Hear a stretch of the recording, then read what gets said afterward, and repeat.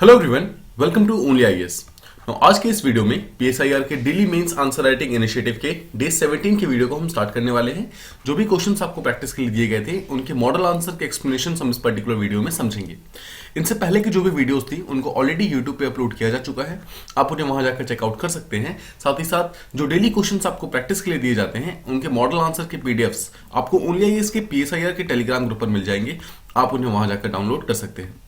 Alright, सो आज का जो मेन क्वेश्चन है उसे स्टार्ट करने से पहले जो आज का टॉपिक है that revolves around WPT, that is western political thought, उसमें ग्राम्सी एंड हैना एरेंट के बारे में हम इस पर्टिकुलर क्वेश्चन के अंदर बात करने वाले हैं। ठीक है, सो जो हमारा पहला क्वेश्चन है it is actually around Hannah Arendt. तो सबसे पहले हम इसको डिस्कस करेंगे and then will move on to Gramsci. ठीक है, तो देखिए पहला क्वेश्चन जो है हैना एरेंट के ऊपर वो ये है that political freedom Hannah Arendt argues was the secret centre of gravity in all modern revolutions. Comment. Right, so बहुत ही स्ट्रेट फॉरवर्ड क्वेश्चन है जहां पर हैना एरेंट का पॉलिटिकल फ्रीडम के ऊपर कंसेप्ट पूछा जा रहा है। मतलब कि हैना एरेंट के लिए पॉलिटिक्स क्या था, हैना एरेंट के लिए पॉलिटिकल फ्रीडम क्या था, इन चीजों को एक्सप्लेन करने को बोला गया है। और हमें बताना है कि आफ्टर ऑल जितने भी मॉडर्न रेवोल्यूशंस हुए हैं उन सब में हैना एरेंट पॉलिटिकल फ्रीडम को इतनी ज्यादा इंपॉर्टेंस क्यों देती है। आफ्टर ऑल देखो, इसको आप यहां पर अमेरिकन रेवोल्यूशन, फ्रेंच रेवोल्यूशन के साथ कनेक्ट कर सकते हैं बिकॉज मॉडर्न रेवोल्यूशन में वही वाले रेवोल्यूशन आते हैं। आप बता सकते हैं कि जो अमेरिकन रेवोल्यूशन था उसका जो काइंड ऑफ मेन सेंटर था वो पॉलिटिकल फ्रीडम ही था। बट ओवर द ईयर्स अगर आप देखोगे तो फ्रेंच रेवोल्यूशन जो था वो ऑल्दो स्टार्ट हुआ था पॉलिटिकल फ्रीडम के लिए, बट विद टाइम वो सोशल फ्रीडम की तरफ मूव हो गया। राइट, सो जो फ्रेंच रेवोल्यूशन था वो एक्चुअली अपना पॉलिटिकल फ्रीडम का जो मेन एजेंडा था उसको कंप्लीट नहीं कर पाया था, बट जो अमेरिकन रेवोल्यूशन था it actually completed it's agenda of political freedom. तो इस चीज के बारे में भी कहीं ना कहीं हैना एरेंट बात करती है। राइट, साथ ही साथ आपको क्या करना है, जब आप हैना एरेंट के पॉलिटिकल फ्रीडम के कंसेप्ट को बताओगे तो आप उनके जो थ्योरी ऑफ रेवोल्यूशन है उनके साथ उसके साथ उसको आप कनेक्ट करोगे, जो जैसे हमने यहाँ पर कनेक्ट किया है। इसके अलावा आप इसको थ्योरी ऑफ एक्शन के साथ कनेक्ट करोगे। राइट, तो इस तरीके से आपको एक चीज जो ध्यान रखना है वो ये है, जब भी ऐसा कोई क्वेश्चन पूछा जाता है जहां पर एक पर्टिकुलर स्कॉलर के किसी एक थ्योरी के बारे में पूछा जाता है, तो आपको कोशिश करनी है कि उस पर्टिकुलर स्कॉलर की जो बाकी थ्योरीज है उसको भी आप इसके अंदर लिंक कर सको। राइट, इससे क्या होगा, आपका आंसर मल्टी डायमेंशनल बनेगा, आपके आंसर के अंदर वैरायटी आएगी और आपका आंसर जो है दूसरे आंसर से काफी ज्यादा मतलब काइंड ऑफ डिफर करेगा, मतलब अलग हो जाएगा and it will actually help you in fetching more marks. ठीक है, so I hope this much is clear. चलिए, तो अब हम इंट्रोडक्शन स्टार्ट करते हैं कि आफ्टर ऑल इस पर्टिकुलर क्वेश्चन का इंट्रोडक्शन किस तरीके से लिखना था। अब देखो, फर्स्ट थिंग्स फर्स्ट, जैसा हमने हमेशा किया है कि सबसे पहले आपको यहाँ पर स्कॉलर के बारे में बताना है, जो बिगर पिक्चर है उसके बारे में बताना है। तो हैना एरेंट के बारे में जब हम बताएंगे तो हैना एरेंट के बारे में सबसे पहले चीज तो हम बताएंगे कि जो हैना एरेंट थी वो सिविक रिपब्लिकनिज्म जो था उसके ऊपर काफी फोकस करती थी। इसका मतलब क्या है, देखो आपको याद होगा हमने रिपब्लिक का मीनिंग डिस्कस किया हुआ है। रिपब्लिक का मीनिंग होता है जहां पर द गवर्नमेंट या फिर द पर्सन इन पावर, जो भी पावर में पर्सन है, he is actually chosen by the public himself, मतलब लोग उसे चूज करते हैं, उस पर्टिकुलर चीज को कहते हैं रिपब्लिक। और सिविक का मतलब होता है रिलेटेड टू सोसाइटी।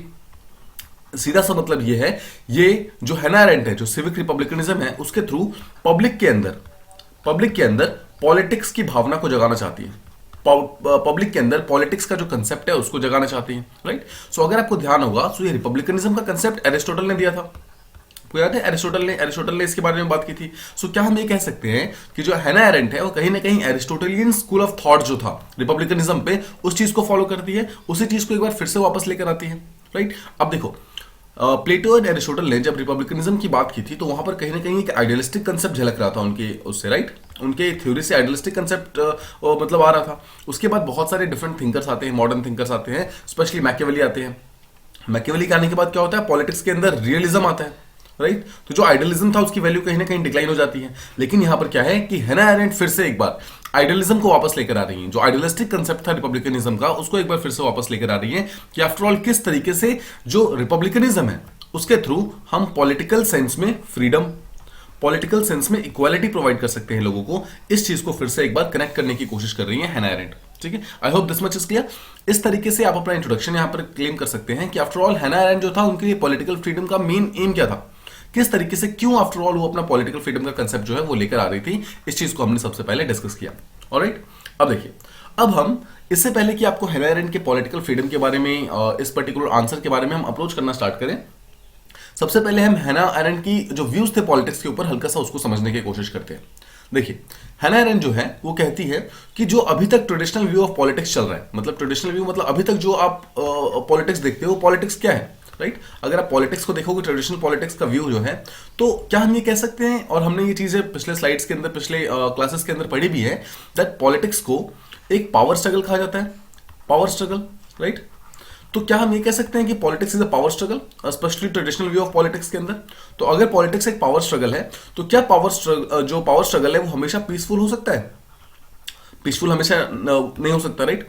अब देखिए सेकंड चीज, अगर ये एक पावर स्ट्रगल है, तो जो पावरफुल है, जो ऑलरेडी पावरफुल है, क्या हम ये कह सकते हैं कि जो पावरफुल है उसके पास एडवांटेज है एज कंपेयर टू जो वीक है उसके ऊपर, राइट। सो अगर हम वीक को यहां पर के अगर सिटीजन के साथ कनेक्ट करें और पावरफुल को यहां पर हम गवर्नमेंट के साथ कनेक्ट करें, तो क्या हम ये कह सकते हैं दैट गवर्नमेंट जो है कंपैरेटिवली ज्यादा पावरफुल होती है as compare to citizens, right.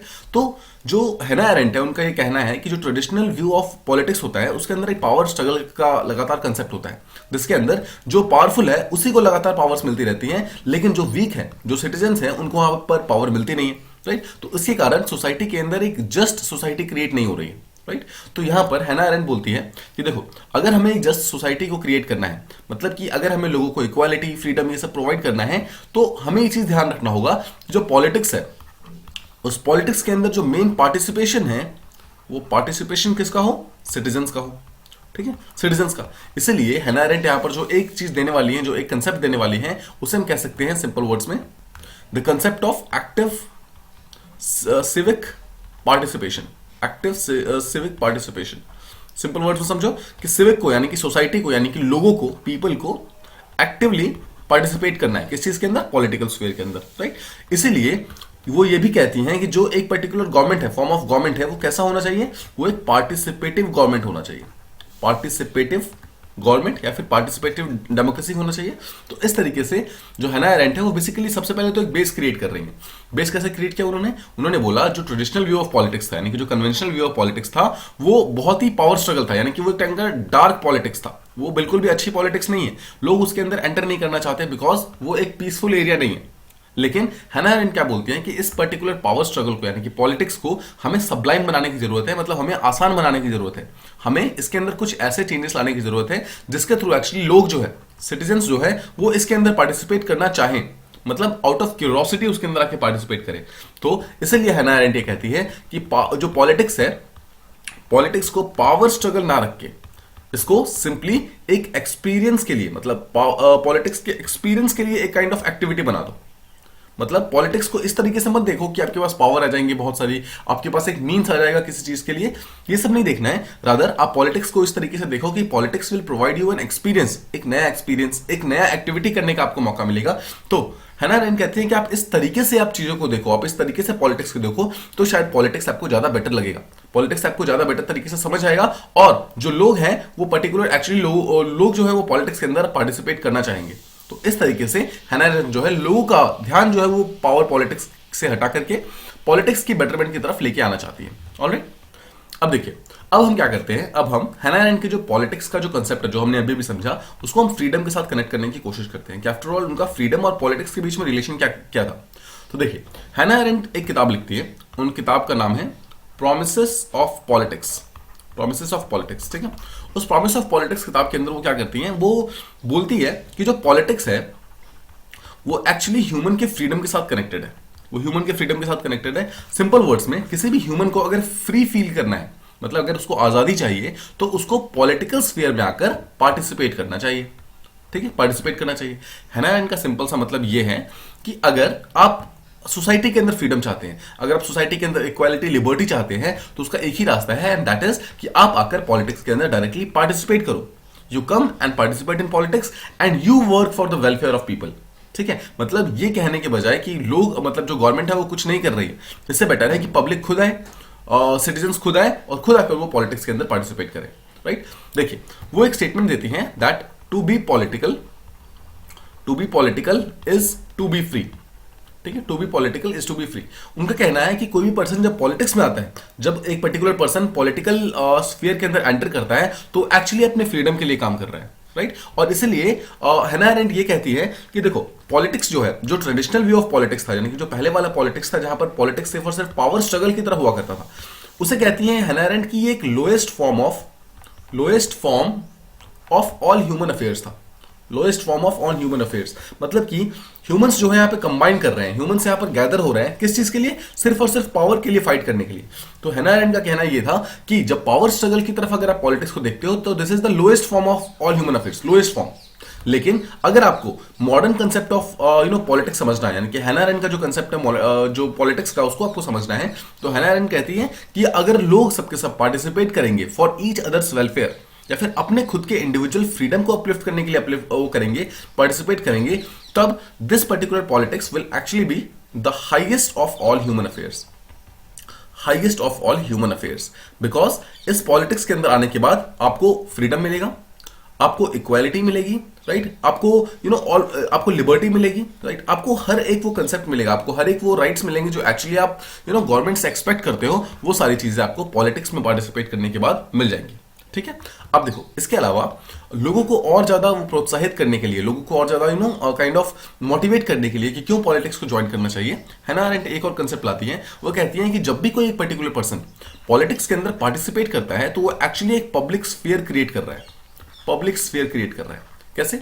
देखो, अगर आप देखोगे ट्रेडिशनल व्यू ऑफ पॉलिटिक्स में, तो पॉलिटिक्स जो है कुछ हाथों में आके सेंटर हो जाती है, मतलब पॉलिटिक्स में जो पावर है वो कुछ लोगों के पास सेंटर्ड होती है। लेकिन अगर हर एक पर्सन पॉलिटिक्स में डायरेक्टली वो करेगा, मतलब पार्टिसिपेट करेगा, तो जो पावर है वो लोगों के बीच में रहेगी, राइट, लोगों के बीच में रहेगी, तो पावर कभी भी एक हैंड्स में कभी भी वो नहीं होगा, कंसंट्रेट नहीं होगा।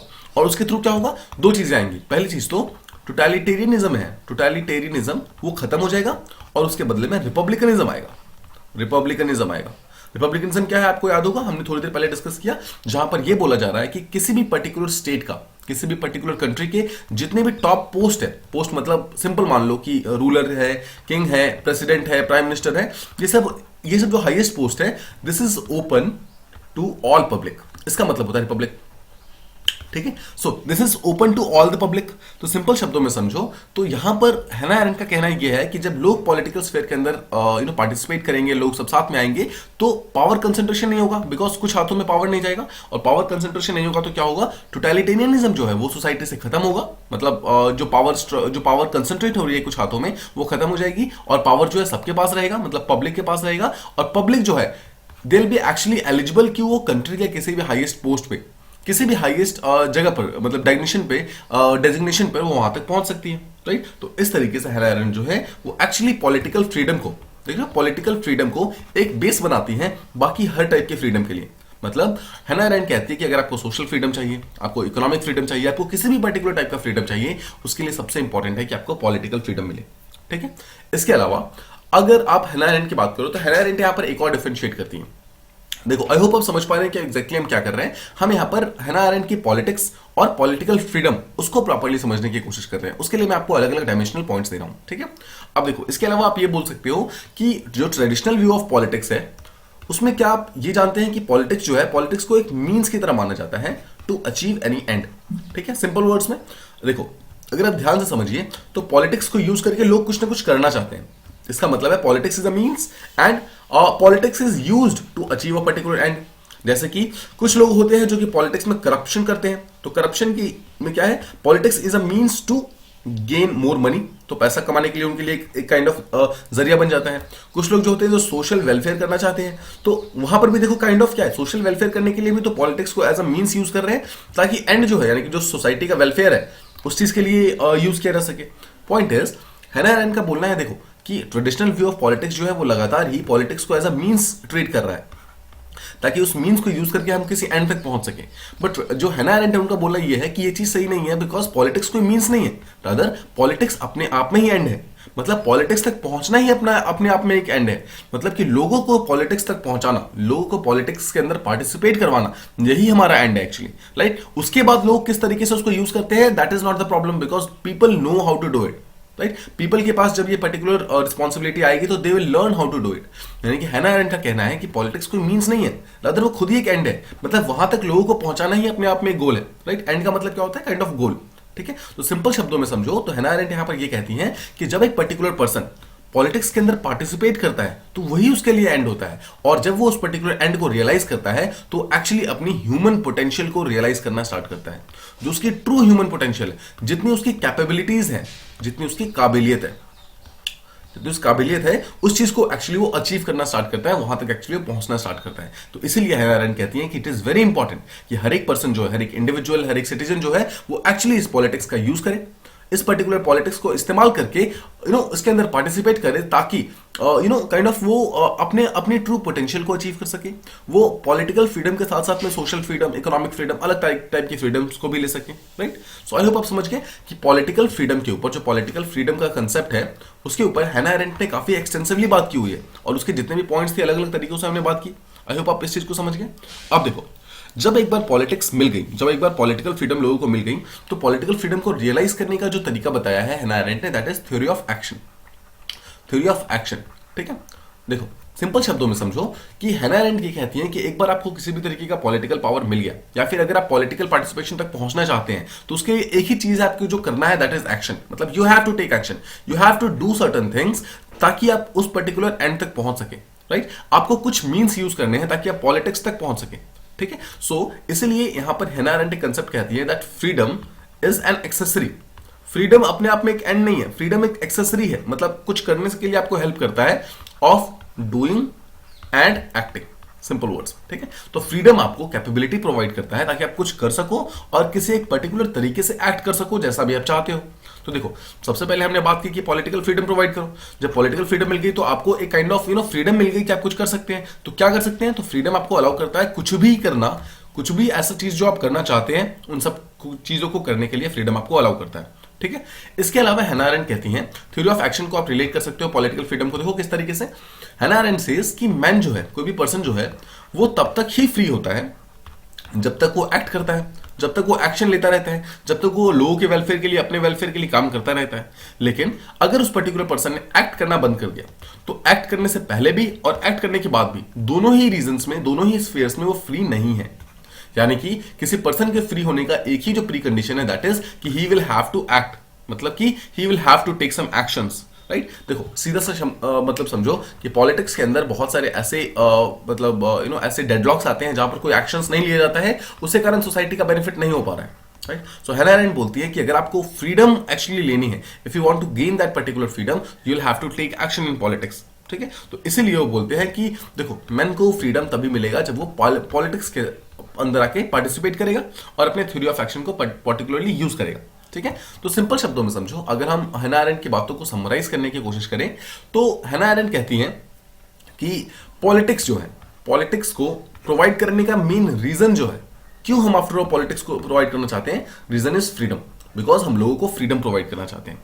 And what is the method, क्या वो मेथड है जिसके थ्रू वो फ्रीडम मिलेगा, दैट इज एक्शन, ठीक है। सो आई होप आप समझ गए। यहां पर हमने हैना अरेंट की जो पॉलिटिक्स थी, पॉलिटिकल फ्रीडम था और थ्योरी ऑफ एक्शन था, तीनों को यहां पर एक सिंगल लाइंस में कनेक्ट कर दिया, ठीक है। तो हमने ये शो कर दिया कि एक्शन कितना इंपॉर्टेंट है, स्पेशली पॉलिटिक्स के अंदर, और हैना अरेंट के लिए एक्शन के ऊपर कितना ज्यादा वो एम्फसाइज करती हैं, राइट। तो आई होप आप समझ गए कि हमने इन तीनों चीजों को यहां पर कंसेप्ट कर दिया, राइट। अब याद करो आप, क्वेश्चन का जो सेकंड पार्ट था, it was actually asking about modern revolutions, है ना, मॉडर्न रेवोल्यूशन के बारे में पूछ रहा था। तो हमें बताना है कि आफ्टर ऑल मॉडर्न रेवोल्यूशन में किस तरीके से हम हैना अरेंट का कंसेप्ट है उसको इंक्लूड कर सकते हैं। तो फर्स्ट थिंग्स फर्स्ट, जो हैना अरेंट है उन्होंने किताब लिखी थी ऑन रेवोल्यूशन, और उसके अंदर वो अपनी थ्योरी ऑफ रेवोल्यूशन बताती हैं, राइट। अब देखिए, वो ये बताती है कि जो रेवोल्यूशन है वो एक ऐसा कंसेप्ट है, वो एक ऐसा तरीका है जो कि यूज किया जाता है by citizens, by man, by people. लोग उसको यूज करते हैं to create something new, to create something new, ठीक है। इसको समझो। सो हैना अरेंट का मानना यह है कि रेवोल्यूशन जो है एक ऐसा तरीका है जिसके थ्रू सिटीजन्स जो है उस सोसाइटी के अंदर कुछ नया क्रिएट कर सकते हैं। सिंपल शब्दों में समझो, मान लो कि आपको न्यू पॉलिटिकल सिस्टम बनाना है, तो भी आपको रेवोल्यूशन लगेगा। अगर आपको न्यू सोशल सिस्टम बनाना है तो भी एक रेवोल्यूशन चाहिए होगा, और न्यू इकोनॉमिक सिस्टम बनाना है तो भी आपको रेवोल्यूशन चाहिए होगा।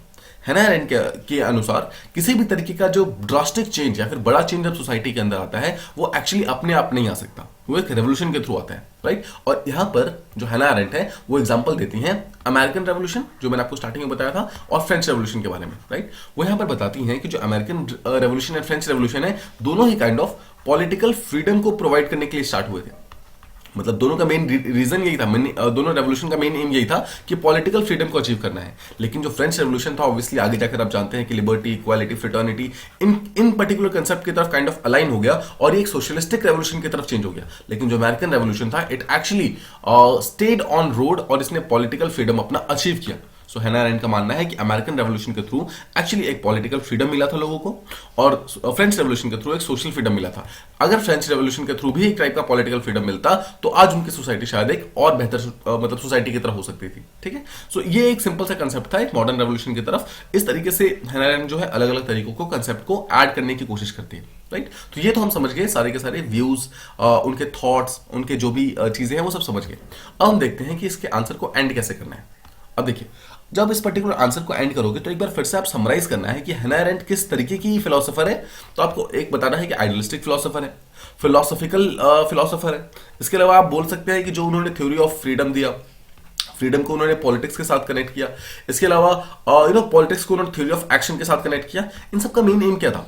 मेन एम ये था कि लोगों के बीच में पार्टिसिपेशन, लोगों के बीच में जो पॉलिटिकल पार्टिसिपेशन का जो मीनिंग है उसकी वैल्यू इंक्रीज हो। यानी कि पॉलिटिकल पार्टिसिपेशन को इंक्रीज करने के लिए, पॉलिटिकल पार्टिसिपेशन को क्यों इंक्रीज करना चाहते थे? ताकि लोगों के बीच में फ्रीडम है। फ्रीडम मिलेगी तो क्या होगा? फ्रीडम मिलेगी तो इक्वालिटी आएगा और इक्वालिटी मिलेगी तो the world will be a better place.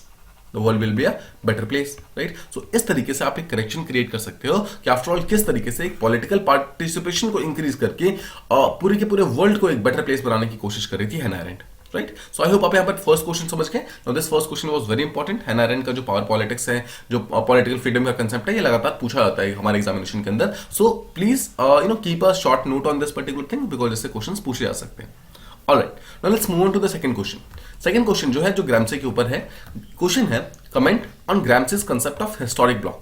Now historic bloc जो है एक बहुत ही important kind of famous statement है जो ग्राम्सी ने दिया था। इसी चीज के ऊपर कमेंट करने को बोला गया है। This is a 10 mark question. ठीक है, बहुत ही स्ट्रेट फॉरवर्ड क्वेश्चन है, इसके अंदर ज्यादा कुछ समझने के लिए है नहीं। ठीक है, सो आई होप आप समझ के कमेंट करने को बोला गया है ग्राम्सी ने जो हिस्टोरिक ब्लॉक दिया था उस चीज के ऊपर। ऑलराइट, सो सबसे पहले जब हम इंट्रोडक्शन स्टार्ट करेंगे तो just like we did in previous सारी क्वेश्चंस में, ग्राम्सी से हम स्टार्ट कर सकते हैं because Gramsci is kind of the bigger picture in this particular question. Right, so Gramsci के बारे में बता सकते हैं कि सबसे पहले चीज तो ग्राम्सी एक नियो मार्क्सिस्ट थे। नियो मार्क्सिस्ट का मतलब क्या होता है कि जो मार्क्सिज्म स्कूल ऑफ थॉट है, मार्क्सिज्म में जो स्टार्टिंग के स्कॉलर्स थे उनको ट्रेडिशनल मार्क्सिस्ट बोले जाते हैं। ठीक है, ट्रेडिशनल मार्क्सिस्ट मतलब जो स्टार्टिंग में मार्क्सिज्म को फॉलो करते थे। लेटर ऑन जो न्यू मार्क्सिस्ट स्कॉलर्स हैं उनको नियो मार्क्सिस्ट स्कॉलर्स बोला जाता है। ठीक है, उनमें से एक जो सबसे इंपॉर्टेंट है हिज ग्राम्सी, और वो इतनी ज्यादा इंपॉर्टेंट है कि एक्चुअली इनको फादर बोला जाता है इस चीज का, फादर ऑफ नियो मार्क्सिज्म। ठीक है, इतनी ज्यादा इंपॉर्टेंट है। इसके अलावा आप ये बोल सकते हो कि जो हिस्टोरिक ब्लॉक का कंसेप्ट है, इसके अलावा जो भी डिफरेंट कंसेप्ट अभी हम ग्राम्सी के डिस्कस करेंगे, ये सब उनके जो किताब है प्रिजन नोटबुक वहां उसके अंदर लिखा गया है। तो प्रिजन नोटबुक अगर आपको पता होगा तो उन्होंने एक किताब लिखी थी जो कि जब वो प्रिजन में थे जो देखो जहां के वो रहने वाले थे ना, वहां के जो फासिस्ट काइंड ऑफ लीडर थे मुसोलिनी ने ग्राम्सी को एक्चुअली जेल में डाल दिया था। ठीक है, for a long period of time and finally 1935 के आसपास में इनकी डेथ हो जाती है। बट इससे पहले वो एक्चुअली अपनी किताबें लिखकर गए थे। उन किताबों को दो पार्ट्स में डिवाइड किया गया था। पहले का नाम था प्री प्रिजन नोटबुक्स। ठीक है, और जो सेकंड किताब थी जो उन्होंने किताब के प्रिजन के अंदर लिखी थी, उनका नाम था प्रिजन नोटबुक्स। तो प्रिजन नोटबुक्स एक्चुअली सबसे इंपॉर्टेंट है बिकॉज प्रिजन नोटबुक के अंदर वो कल्चरल हेजेमनी के बारे में बात करते हैं, आइडियोलॉजिकल हेजेमनी के बारे में बात करते हैं, किस तरीके से इन प्रॉब्लम्स को सॉल्व किया सकता है इनके बारे में बात करते हैं, और कहीं ना कहीं प्रिजन नोटबुक्स के अंदर ही वो हिस्टोरिक ब्लॉक के बारे में बात करते हैं। ठीक है, सो इस तरीके से आप अपना इंट्रोडक्शन स्टार्ट कर सकते हो। आप ये बता सकते हो कि मार्क्सिज्म स्कूल ऑफ थॉट जो कि अभी तक इकोनॉमिक स्ट्रक्चर के बारे में बात कर रहा था, उसमें पहली बार कोई ऐसा स्कॉलर था जो कि आइडियोलॉजिकल हेजेमनी, कल्चरल हेजेमनी के बारे में बात कर रहा है। राइट, और इसी तरीके से वो एक हिस्टोरिक ब्लॉक का कंसेप्ट देते हैं जिसको अभी हम बॉडी पार्ट के अंदर समझेंगे। ठीक है, so I hope this much is clear कि इंट्रोडक्शन के अंदर किस तरीके से क्वेश्चन को स्टार्ट करना है। ऑलराइट, अब देखो जब इस पर्टिकुलर बॉडी के अंदर आओगे तो आपको यहाँ पर एक छोटा सा रिलेशन क्रिएट करना है। ठीक है, देखो सबसे पहले तो हिस्टोरिक ब्लॉक को जो आप एक्सप्लेन करो कि हिस्टोरिक ब्लॉक क्या है, तो हिस्टोरिक ब्लॉक को आप किस तरीके से बताओगे? आपको बताना है कि देखो हिस्टोरिक ब्लॉक क्या है। हिस्टोरिक ब्लॉक बेसिकली एक टाइप का रिलेशन शो करने की कोशिश करता है between the base and the superstructure. ठीक है, तो मार्क्सिस्ट स्कॉलर्स का काइंड ऑफ अगर आप यही देखो तो मार्क्सिस्ट स्कॉलर्स सोसाइटी को दो पार्ट में डिवाइड करते हैं, एक होता है बेस और एक होता है सुपरस्ट्रक्चर। और मार्क्सिस्ट स्कॉलर्स का कहना यही है कि देखो अगर ये बेस है, just suppose this is the base, ठीक है, तो मार्क्सिस्ट स्कॉलर का कहना ये है कि बेस जो है वो काइंड ऑफ कंट्रोल करता है सुपरस्ट्रक्चर को। तो मान लेते हैं ये सुपरस्ट्रक्चर है और सुपरस्ट्रक्चर फॉर एग्जांपल मान लो सोसाइटी है। ठीक है। तो यहाँ पर इकोनॉमिक्स जितने भी मार्क्सिस्ट स्कॉलर्स थे, ट्रेडिशनल स्कॉलर्स थे, उनका कहना ये था कि जो बेस जो है वो इकोनॉमी के ऊपर चलती है। इकोनॉमी मतलब कि मनी के ऊपर चलती है, मतलब जो इस बेस को कंट्रोल करता है, मतलब जो पैसों को कंट्रोल करता है वो डायरेक्टली सोसाइटी को कंट्रोल करता है, सुपर स्ट्रक्चर को कंट्रोल करता है। इस सोसाइटी के अंदर स्टेट भी आता है, यानी कि गवर्नमेंट भी आती है, ठीक है। इसके अलावा इसके अंदर चर्च यानी कि रिलीजन भी आता है, इसके अंदर लोग भी आते हैं यानी कि सिटीजन्स भी आते हैं, राइट। तो जो अलग अलग सोसाइटल स्फीयर्स है वो सब सुपर स्ट्रक्चर का पार्ट है, लेकिन ये सब के सब कंट्रोल किए जाते हैं किसके द्वारा? बेस के द्वारा। बेस यानी कि जो इकोनॉमिक बेस है काइंड ऑफ वो कंट्रोल करती है कि किस तरीके से सुपर स्ट्रक्चर जो है यहाँ पे मूव करेगा, किस तरीके से सुपर स्ट्रक्चर जो है वो अपने आइडियाज को एक्सप्लेन करेगा, ठीक है। तो देखिए अभी बाबा ये चीज समझ के तो जितने भी मार्क्सिस्ट स्कॉलर्स है वो सब के सब इनका मेन एम यही है कि वो सुपर स्ट्रक्चर और बेस के बीच में एक कंसेप्ट को एक काइंड ऑफ रिलेशन क्रिएट कर सके। तो यहाँ पर जो ग्राम्सी हैं वो भी एक रिलेशन क्रिएट करने की कोशिश करते हैं through the concept of historic block. तो देखो उनका कहना ये है कि जो बेस है, बेस जो है वो इकोनॉमिक पॉलिटिक्स है, इकोनॉमिक पॉलिटिक्स है, ठीक है, ये बेस है। और जो सुपर स्ट्रक्चर है, जो बेसिकली सुपर स्ट्रक्चर है वो कल्चरल पॉलिटिक्स है, वो कल्चरल पॉलिटिक्स है। सिंपल शब्दों में समझो कि यहां पर ये बोलने की कोशिश कर रहे हैं, ग्राम्सी बोलने की कोशिश कर रहे हैं कि जो बेस है वो यहां पर सुपर स्ट्रक्चर को कंट्रोल कर रहा है, ठीक है। और कुछ इस तरीके से कंट्रोल कर रहा है कि बेस ने, यानी कि जो बुर्जो क्लास है, बुर्जो क्लास जो है उन्होंने अपनी एक आइडियोलॉजिकल हेजेमनी बना ली है, आइडियोलॉजिकल हेजेमनी बना ली है। सिंपल शब्दों में समझो कि मतलब आइडिया के हिसाब से, मतलब आइडियाज के बेस पे लोगों के बीच में अपनी एक हेजेमनी क्रिएट कर सके। नाउ इसको समझने से पहले हल्का सा हम समझते हैं कि हेजेमनी होता क्या है। हेजेमनी अगर आप समझ जाओगे तो आपको इजीली समझ आ जाएगा ये चीज क्या है। देखो हेजेमनी का सीधा सा मतलब ये है, मैं आपको एक एग्जांपल के थ्रू समझाता हूं, it would be easy to understand. मान लेते हैं कि देयर इज पर्सन ए, ठीक है, and then there are person B, C and D, ठीक है। मान लो कि ए रूलर है, मतलब A is at some form of power, यानी किसी एक पर्टिकुलर पोजीशन के ऊपर है, और बी सी डी जो है दे आर नॉर्मल, मतलब नॉर्मल पीपल जो सिटीजन्स वगैरह है, ठीक है। ए चाहता है कि बी सी डी से कोई चीज करवाया जाए, कोई एक पर्टिकुलर काम करवाया जाए, ठीक है। तो ए जो है मान लेते हैं कि वो रास्ता अपनाता है फोर्स का। फोर्स मतलब कि वो सबको फोर्सफुली ये फोर्स करता है कि अगर आप नहीं करोगे तो I will punish you something, right. तो इस तरीके से now this particular thing is called as hard power, ठीक है, हार्ड पावर। इसका मतलब क्या है? जब एक पर्टिकुलर पर्सन किसी एक ग्रुप ऑफ पीपल को फोर्स कर रहा है, फोर्सली मतलब फोर्स कर रहा है हार्ड तरीके से कि आप ये पर्टिकुलर चीज करो वरना आई विल पनिश यू, तो this thing is called as hard power. Now same चीज मान लेते हैं, अगर बी सी डी से कुछ और काम करवाना है तो और भी तो तरीके हो सकते हैं, राइट। सेकंड चीज is called as soft power. Now soft power जो होता है, सॉफ्ट पावर का मतलब है कि आपको फोर्स यूज करने की जरूरत नहीं है, फोर्स यूज करने की जरूरत नहीं है, आप उनके बीच में एक आइडिया ऐसा क्रिएट कर दो कि लोग खुद ही आपकी बातें मानने को काइंड ऑफ रेडी हो जाए। आप उनके बीच में एक ऐसा नैरेटिव क्रिएट कर दो, आप उनको ऐसी चीजें बता दो कि ऑटोमेटिकली वो आपकी चीजों को समझने को रेडी हो जाए, राइट। सो सिंपल शब्दों में अगर मैं ए किसी तरीके से, मतलब ए जो है वो किसी तरीके से अगर बी सी डी को कन्विंस करने में तो ये हो जाए, सक्सेसफुल हो जाए कि आफ्टर ऑल क्यों बी सी डी को ए की हेल्प करनी चाहिए, अगर ए इस चीज को समझाने में कन्विंस हो गया तो उसे कहते हैं आइडियाज के थ्रू उसने समझा लिया, सिंपल वर्ड्स में आइडियोलॉजिकल हेजेमनी क्रिएट कर लिया। मतलब आइडियाज के बेस पे इसने हेजेमनी क्रिएट किया, मतलब किसी और पर्सन के बिहेवियर को इन्फ्लुएंस किया है without the use of force, ठीक है। तो आई होप आप समझ गए कि आइडियोलॉजिकल हेजेमनी का मतलब क्या है। तो यहीं पर ये ग्राम्सी कहना चाह रहे हैं कि जो सुपर स्ट्रक्चर और बेस की जो थ्योरी है, वो हिस्टोरिकल ब्लॉक में ये बोल रहे हैं कि जो सुपर स्ट्रक्चर और बेस की थ्योरी है वो एक्चुअली कल्चरल हेजेमनीज के थ्रू बनी हुई है। मतलब कि जो बुर्जुआ क्लास है उसने अपनी एक हेजेमनी क्रिएट कर रखी है सुपर स्ट्रक्चर के बीच में, और इसी के कारण सुपर स्ट्रक्चर जो है वो बेस की हर बात को मानते हैं और बेस को अपना काइंड ऑफ बेस के बेनिफिट के लिए चीजों को करते हैं, राइट। अगर आप मार्केट इकोनॉमी को देखोगे, मार्केट इकोनॉमी में सबसे ज्यादा बेनिफिट किसको होता है? बुर्जुआ क्लास को, यानी कि बिकॉज वो रिच क्लास है, वो एलीट क्लास है, तो वो एक्चुअली प्रोडक्शन करवाती है, उनका सामान बिकता है, तो जो सामान खरीद रहा है उसको तो पैसे देने पड़ रहे हैं, पैसे आ किसके पास रहे? रिच क्लास के पास, एलीट क्लास के पास, राइट। सो काइंड ऑफ ये एक आइडियोलॉजिकल हेजेमनी, एक ऐसा आइडियोलॉजिकल हेजेमनी है जिसके थ्रू सुपर स्ट्रक्चर जो है वो बेस की बात मान रहा है। सिंपल शब्दों में समझे तो कल्चरल आइडियोलॉजी जो है वो इकोनॉमिक आइडियोलॉजी की बात मान रहा है। आई होप आप इस चीज को समझ पा रहे हैं। इसको थोड़ा सा और सिंप्लीफाई करते हैं तो देखो ग्राम्सी का बोलना यह है कि थ्रू आउट द हिस्ट्री, ठीक है, जैसे पहले मार्क्स बोल के गए थे कि जो बुर्जुआ क्लास है वो सुपर स्ट्रक्चर को किस तरीके से कंट्रोल कर रहा है? थ्रू इकोनॉमी, है ना, थ्रू इकोनॉमी कंट्रोल कर रहा है। लेकिन ग्राम्सी बोलते हैं कि through out history it is not just the economy, सिर्फ पैसे ही, सिर्फ मनी पावर नहीं है जो कि हर चीज को कंट्रोल कर रहा है, rather it is also cultural hegemony. तो किस तरीके से कर रहा है? देखो थ्रू आउट द हिस्ट्री जो भी मटीरियल फोर्सेस है, अलग अलग जो इंस्टीट्यूशंस है, अलग अलग जो आइडियोलॉजीज है, उनको कुछ इस तरीके से अलाइन किया गया है, कुछ इस तरीके से साथ लाया गया है कि जो लोग हैं, जो सिटीजन्स हैं, they actually believe whatever is told to them. यानी कि सिंपल शब्दों में समझो रिटोरिक्स। रिटोरिक क्या होता है? Rhetoric is something that is not true, लेकिन इस तरीके से बताया जाए कि वो सच है, इसे कहते हैं रिटोरिक। देखो, रिटोरिक या फिर डिस्कोर्स ये ऐसी चीजें होती हैं। तो रिटोरिक या डिस्कोर्स ऐसी चीजें हैं जो कि एक्चुअली बुर्जुआ क्लास यूज करती है, जो वर्किंग क्लास है या फिर जो लोअर क्लास है, उनको अपनी तरफ लेके आने के लिए। सिंपल शब्दों में समझो तो बुर्जुआ क्लास किसी ना किसी तरीके से डायरेक्टली या इनडायरेक्टली डोमिनेट करने की कोशिश कर रही है और वर्किंग क्लास को, एंड जो मीन्स वो तरीका जो इस्तेमाल कर रही है that is cultural hegemony, ideological hegemony. ठीक है, आइडियोलॉजिकल हेजेमनी। आई होप आप ये चीज समझ गए कि वो सोसाइटी को सिर्फ और सिर्फ पैसों के दम पे नहीं, सिर्फ इकोनॉमी के दम पे नहीं, रादर आइडियाज के दम पे, हेजेमनिक आइडियाज के दम पे, मतलब एक नैरेटिव क्रिएट करके उस पर्टिकुलर बेस पर सोसाइटी को काइंड ऑफ कंट्रोल करने की कोशिश कर रही है।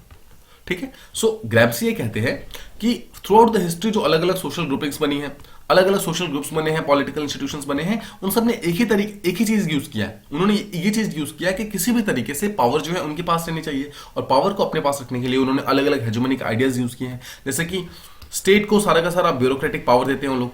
ठीक है, साथ ही साथ जो इकोनॉमी है, इकोनॉमी को ऑब्वियसली वो लोग कंट्रोल कर रहे हैं। थर्ड चीज अगर आप देखो तो सिविल सोसाइटी वो लोग क्रिएट करते हैं। सिविल सोसाइटी का मेन एम क्या होता है? सिविल सोसाइटी का मेन एम ही होता है कि आइडियाज के बेस पे, हेजेमनी के बेस पे लोगों को कंट्रोल किया जा सके, लोगों को अपने पक्ष में रखा जा सके, ताकि लोग रेवोल्यूशन ना करें, ताकि लोग उनके अगेंस्ट में ना खड़े हो। राइट, तो इस तरीके से आफ्टर ऑल आई होप आप समझ पा रहे हैं कि डोमिनेंट क्लास और जो वर्किंग क्लास है, उन दोनों के बीच में एक रिलेशन क्रिएट करने की कोशिश कर रहा है थ्रू हिस्टोरिक ब्लॉक, जिसको कल्चरल हेजेमनी या फिर जो काइंड ऑफ आइडियोलॉजिकल हेजेमनी है उसके थ्रू ये क्रिएट करने की कोशिश कर रहे हैं। राइट, तो इस तरीके से आपको ये सब चीजें शो करनी है। राइट, जब ये सब चीजें बता देंगे तो अब आपको यहां पर लेकर आना है जो आइडियोलॉजिकल हेजेमनी है वो किस लेवल तक फैली हुई है। राइट, तो आप यहां बता सकते हैं कि जो डोमिनेंट क्लास है वो यहां पर स्टेट को भी कंट्रोल करती है, वो चर्च को भी कंट्रोल करती है। राइट, और इन सब चीजों को यूज करती है, मतलब जो बुर्जुआ क्लास है वो स्टेट को, चर्च को, इन सब को यूज करती है अपनी हेजेमनी को और ज्यादा फैलाने के लिए, हेजेमनी को और ज्यादा स्प्रेड आउट करने के लिए। और देखो, हेजेमनी को यूज करने के लिए क्या कर सकते हैं? वो नैरेटिव्स बिल्ड कर सकते हैं। मतलब कि नैरेटिव मतलब कि ऐसी चीजें जो कि सच नहीं है बट सच लग रही है, तो ये सब चीजें बिल्ड कर सकते हैं। साथ ही साथ वो परसुएसिव आइडियाज को बिल्ड कर सकते हैं। परसुएसिव आइडियाज मतलब ऐसे आइडियाज जो सुनने में बहुत अच्छे लगे, लोग उसका फॉलो करना चाहें, और इनडायरेक्टली हेल्प किसका होगा? बुर्जुआ क्लास का हेल्प होगा। राइट, लोगों को कन्विंस करना कि हाँ क्या सही क्या गलत है। तो जब लोगों को कन्विंस किया जाता है कि मैं ही सही हूं तुम गलत हो, तो ऑटोमेटिकली अगर लोग कन्विंस हो गए तो लोग आपकी तरफ आएंगे। राइट, ये सब चीजें एक्चुअली पार्ट है ग्रैम्सी के हिस्टोरिक ब्लॉक का। ठीक है, हिस्टोरिक ब्लॉक के थ्रू वो ये सब चीजें समझाने की कोशिश कर रहे हैं कि आफ्टर ऑल किस तरीके से जो लोग हैं उनको एक हेजेमनिक आइडिया के थ्रू, एक आइडियोलॉजिकल हेजेमनी के थ्रू, कल्चरल हेजेमनी के थ्रू जो बुर्जुआ क्लास है वो अपनी तरफ खींचने की कोशिश कर रही है, वो अपनी तरफ खींच रही है। राइट, साथ ही साथ वो ये भी बोल रहे हैं कि देखो ये तो हो गया प्रेजेंट सोसाइटी की बात में, साथ ही साथ कुछ ऐसे नैरेटिव्स बिल्ड किए जा रहे हैं, कुछ ऐसे आइडियाज को परसुएट करने की कोशिश कर रहे हैं, कुछ ऐसे आइडियाज को कन्विंस करने की कोशिश कर रहे हैं कि not just the present society but जो अपकमिंग सोसाइटी है, जो अपकमिंग जनरेशन है, वो लोग भी हमारी बातों को इजिली मान जाए।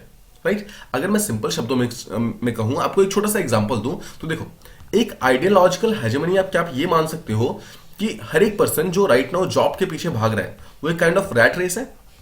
देखो इस चीज को ध्यान समझो, this is of the topic slightly but मैं आपको समझाने के लिए यूज कर रहा हूं। देखो रैट रेस किस तरीके से है, एवरी पर्सन नोज कि बहुत सारे ऐसे जॉब्स हैं जिसकी वैकेंसीज काफी ज्यादा कम है। राइट, उसके कारण जो उनका सक्सेस परसेंटेज है वो बहुत कम है। तो अगर आप थोड़े कुछ दिनों पहले की बात करेंगे तो जो जॉब का कंसेप्ट है ये ज्यादा नहीं हुआ करता था। मतलब जॉब का कंसेप्ट एक्चुअली इंडस्ट्रियल रेवोल्यूशन के बाद स्टार्ट ही हुआ है।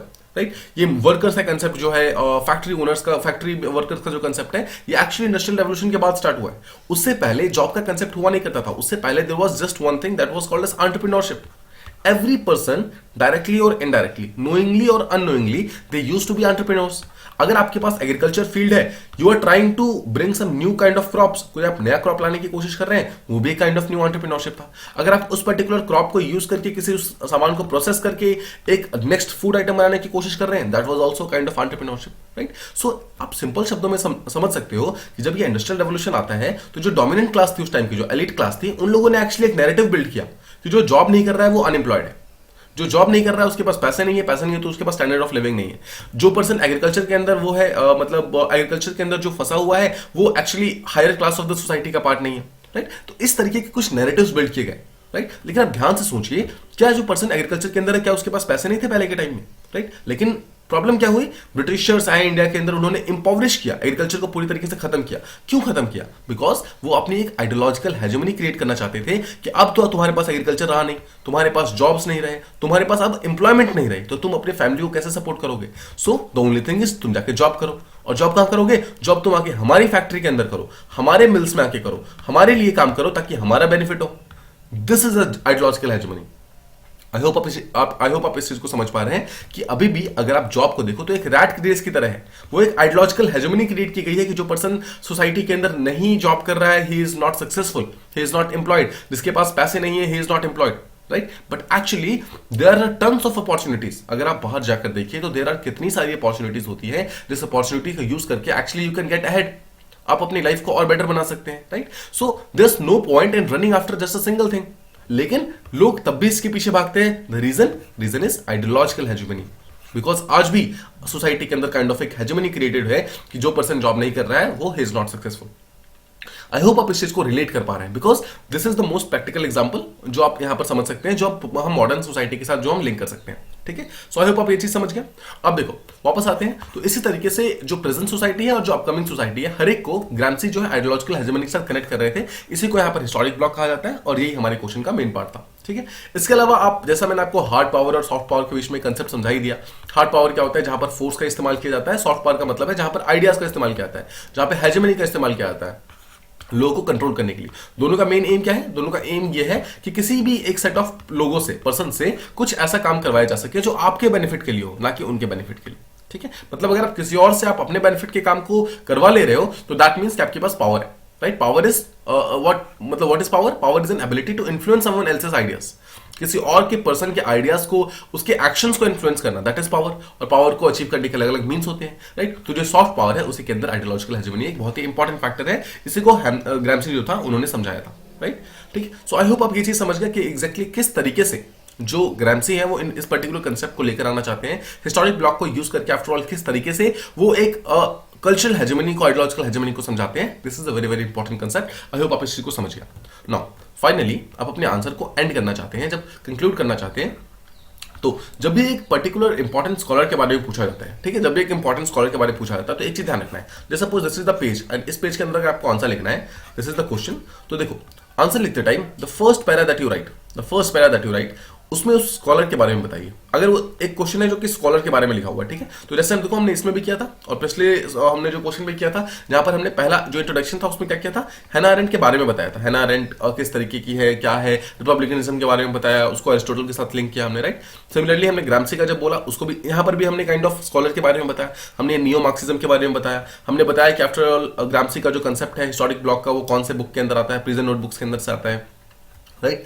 यानी कि फर्स्ट पैरा जो आप स्कॉलर के अंदर बताते हैं, देन जो बॉडी पार्ट है उस बॉडी पार्ट के अंदर आप अपने पूरे के पूरे आंसर को लिखे हो। जिस तरीके से हमने ग्राम्सी का यहाँ पर कंसेप्ट किया, तो कंसेप्ट डिस्कस किया, तो यहाँ पर आप कल्चरल हेजेमनी के बारे में बताइए। कल्चरल हेजेमनी को किस तरीके से बेस एंड सुपर स्ट्रक्चर के साथ लिंक किया गया ग्राम्सी के द्वारा, ये बताओ, राइट? वंस आप ये सब चीजें बता देते हो उसके बाद आप आओ कि किस तरीके से प्रेजेंट डे सोसाइटी और अपकमिंग सोसाइटी जो है दोनों के साथ ही उसने कल्चरल हेजेमनी को लिंक किया, आप ये बता सकते हैं, राइट? तो और इस तरीके से अब आपका बॉडी कंप्लीट हो जाएगा। अब जो आपको अपना एंडिंग लिखना है, मतलब आपको जो अपना कंक्लूजन लिखना है, तो देखो कंक्लूजन को किस तरीके से फ्रेम करना चाहिए, स्पेशली ऐसे क्वेश्चन में जहां पर एक स्कॉलर के ऊपर क्वेश्चन पूछा गया है, तो हमेशा इंट्रोडक्शन प्लस एंडिंग दोनों के अंदर ही स्कॉलर के बारे में ही बताना है, राइट?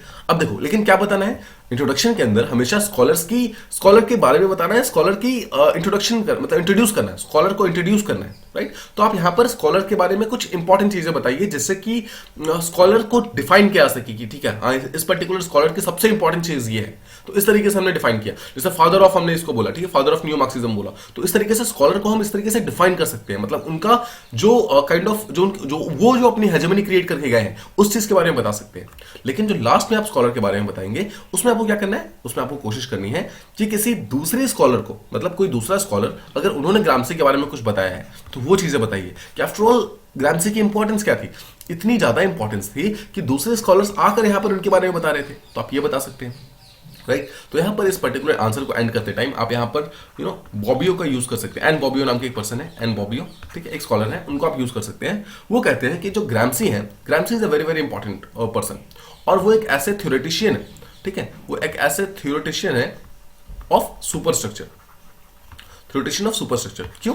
बिकॉज देखो जैसा हमने बात की ना कि जो हर एक पर्सन है वो सिर्फ बेस के बारे में बात करता है, वो सिर्फ इकोनॉमिक मॉडल के बारे में बात करता है ना, बेस इकोनॉमिक मॉडल होता है, लेकिन जो सुपरस्ट्रक्चर होता है वो कल्चरल हेजेमनी के ऊपर चलता है। सो जो हेजेमनी जो ये ग्रामसी है, ग्रामसी सिर्फ बेस के ऊपर बात नहीं करते हैं, बेस के ऊपर तो उन्होंने बहुत कम बात की, उन्होंने अपना सारा का सारा ध्यान कहां पर कंसंट्रेट किया था? सुपर स्ट्रक्चर के ऊपर, कि after all cultural hegemony super structure को किस तरीके से कंट्रोल कर रहा है, इस चीज के ऊपर उन्होंने ध्यान रखा था। इसलिए उनको एक ऐसा थ्योरेटिशियन कहा जाता है जिन्होंने सिर्फ बेस के ऊपर नहीं, रादर उन्होंने ज्यादा फोकस सुपर स्ट्रक्चर की तरफ किया था। ठीक है, सो बॉबियस को ये बोलते हैं। इसके अलावा देयर इज अनदर स्कॉलर शैंटल मॉफे, ठीक है, सेंट्रल मॉफे बोलते हैं कि देखो मार्क्सिज्म जो है, Marxism no doubt Karl Marx के नाम से जाना जाएगा, इसमें कोई डाउट नहीं है। ठीक है, मार्क्सिज्म कार्ल मार्क्स के नाम से जाना जाएगा, बट जो new Marxism it will always be known by the name of Gramsci, because Gramsci is the literally the biggest scholar जो कि न्यू मार्क्सिस्ट स्कॉलर के अंदर से आते हैं। और इसलिए मॉफ ने ये कहा था, शैंटल मॉफ ने ये कहा था कि that we have now entered into era of Gramscian. मतलब अभी तक हम मार्क्सियन एरा में चल रहे थे, मार्क्सियन स्कॉलर मतलब मार्क्सियन पॉलिटिक्स को हम फॉलो कर रहे थे, मार्क्सियन व्यूज को हम फॉलो कर रहे थे, but now we have entered the era of Gramscian. अब हम ग्रामसियन के व्यूज को फॉलो कर रहे हैं। अब ग्रामसियन का जो हेजेमनी है, आइडियोलॉजिकल हेजेमनी है, कल्चरल हेजेमनी है, ये कंसेप्ट जो है ज्यादा रिलेटेबल है एक पर्टिकुलर सोसाइटी में एज कंपेयर टू मार्क्सियन के जो इकोनॉमिक स्ट्रक्चर का थ्योरी था। देखो कोई भी स्कॉलर कभी भी कार्ल मार्क्स को क्रिटिसाइज, मतलब जब कार्ल मार्क्स के अगेंस्ट नहीं बोलता है, सिंपल शब्दों में वो ये नहीं बोलता कि कार्ल मार्क्स पूरी तरीके से गलत है, बट ये बोलता है कि कार्ल मार्क्स ने सिर्फ और सिर्फ एक ही चीज के ऊपर फोकस किया था। ग्रामसी भी यही बोलते हैं, ग्रामसी ये नहीं बोलते हैं कि कार्ल मार्क्स गलत है। ग्रामसी का भी देखो, ग्रामसी भी का भी तो यही मानना है कि बेस इकोनॉमिक स्ट्रक्चर पे बेस्ड है, राइट। तो ग्रामसी भी बोलते हैं कि मार्क्स तो बिल्कुल सही है, मार्क्स की बात सही है कि इकोनॉमिक स्ट्रक्चर जो है काइंड ऑफ कंट्रोल करने की कोशिश कर रही है, but economic structure is not the only thing, मतलब वो एकमात्र चीज नहीं है जो कि कंट्रोल कर रही है, उसके अलावा कल्चरल हेजेमनी, आइडियोलॉजिकल हेजेमनी, ये सब चीजें भी हैं। तो इस तरीके से ग्रामसी जो है वो मार्क्सियन को ग्रामसियन से अलग करते हैं। ठीक है, सो आई होप आप इस चीज को समझ पाए, ग्रामसी की इंपॉर्टेंस क्या है, हैना अरेंट की इंपॉर्टेंस क्या है। दोनों ही क्वेश्चन काफी ज्यादा इंपॉर्टेंट थे आज के, और दोनों ही काफी ज्यादा पॉपुलरली पूछे जाते हैं यूपीएससी के अंदर। ठीक है, सो प्लीज आप दोनों को प्रॉपर्ली रेडी कीजिए। आई होप आपको जितने भी इंपॉर्टेंट डाउट्स थे इस पर्टिकुलर क्वेश्चन के थ्रू वो सब चीजें समझ आ गई होंगी। That's all from this particular video. Thank you so much for listening. See you in the next one.